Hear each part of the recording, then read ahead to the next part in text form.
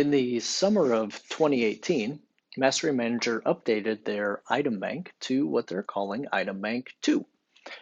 And there were a variety of changes, but one of the most interesting ones is the way that you can now better organize your questions into assessments.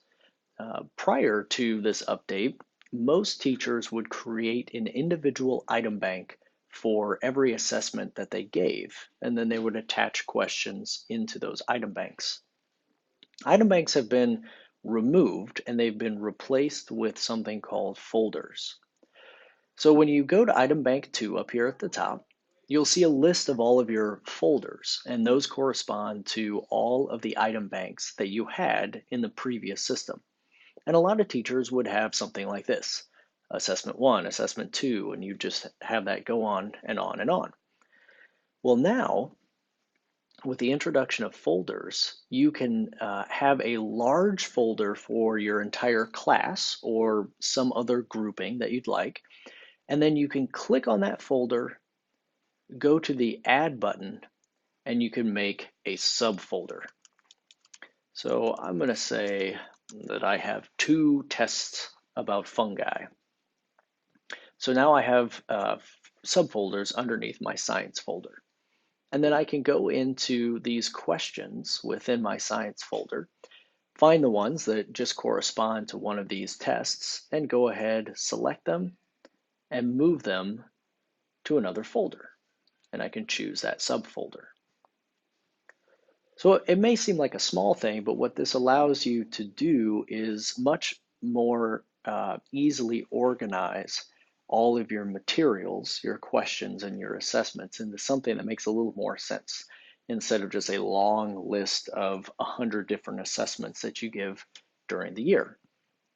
And now that's finished, you can see here I have those 3 questions in that other folder.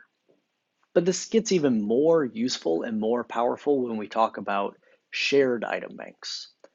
Shared item banks are now called work groups, and these are often used by PLCs to collaborate and create common assessments. When you click into work groups, you will see all the ones that you're a part of currently. And again, there are some departments who would have a shared item bank for every single common assessment that they gave. And again, this could be dozens of common assessments. So you might see this as a pretty long list. Now what you can do, however, is you can start organizing things in a much more logical manner. So you could now have a work group that is for your entire PLC. And then clicking into that work group will give you the ability to add folders to the work group. So let's say your group is Algebra 2. You could then have a folder for each one of the units in Algebra 2. And then you could have subfolders in each unit for all of the assessments that you give that are common across the district. And that keeps your work group list much, much smaller and keeps everything more organized and easier to find when you need it.